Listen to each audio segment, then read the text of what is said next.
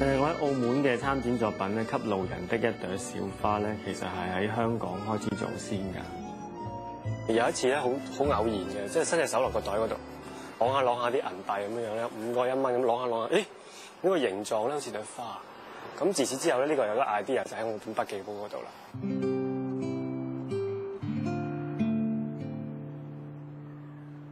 南亞海嘯，當時咧就香港人好熱心籌款活動。一種身體力行去對人嘅關懷咧，咁我覺得好 touch 嗰一刻。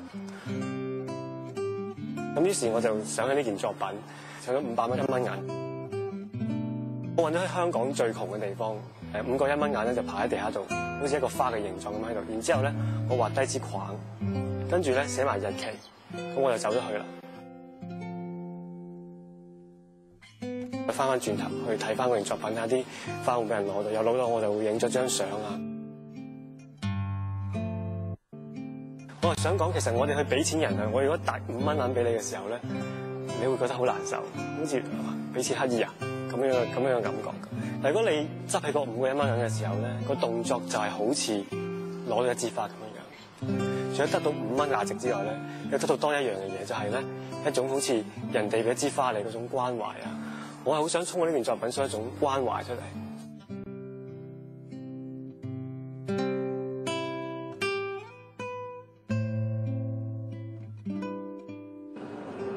沙士嘅時候咧，咁啱咧，明報就佢哋開始改版啊！佢哋星期日嘅明報咧，編輯黎貝芬叫我同佢做一啲同時事話題有關嘅一啲創作咯。佢幫我哋第一次嗰個 job 咧，就係佢由呢一個旺角行路去獅子山公園咁樣啦。咁其實嗰段時間應該係沙士係爆發咗一段時間嘅。咁樣沿途就睇地下執到啲乜，就影低晒，就做咗個 collage 出嚟。咁我反應好好咯。於是慢慢就建立咗一個合作關係咁樣。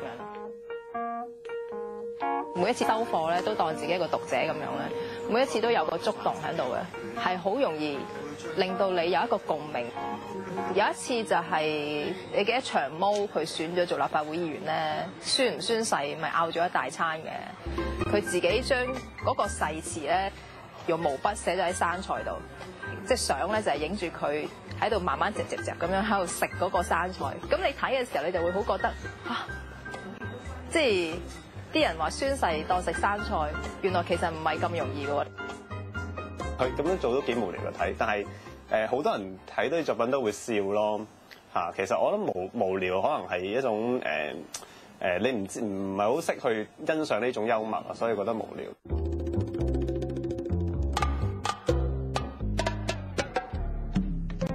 我爹哋啊或者我媽咪啊都會睇明報噶嘛，佢都會睇到白宣傳作品，佢都明佢講咩㗎。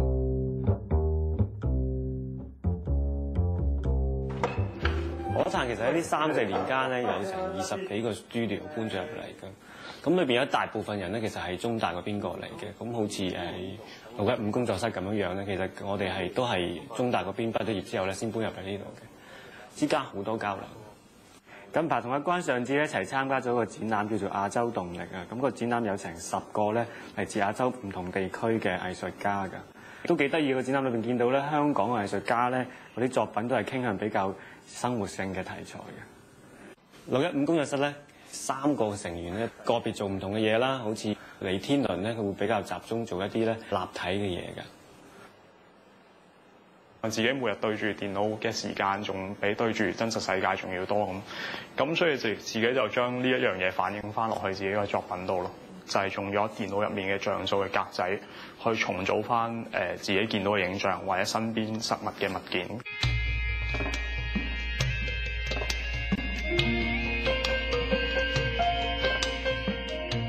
我會想做翻一個轉化嘅過程，即係譬如會將一樣原本好虛無嘅嘢變成一件立體嘅嘢咁樣。好多人睇落去以為係啲膠啊，好似啲 LEGO 啊咁樣，但係其實都係用翻自己最熟悉嘅就係木啊同埋塑膠彩去做咯。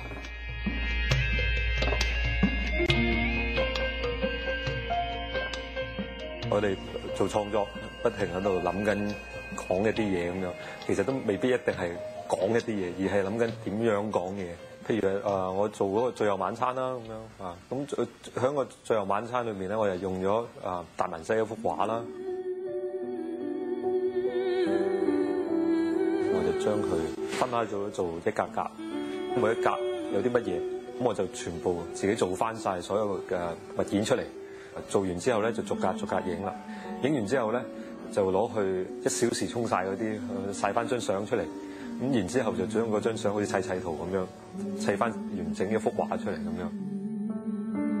最後晚餐係一個聖經嘅故仔，但係咧我又用咗我自己嘅樣嚟到講翻個故仔喎。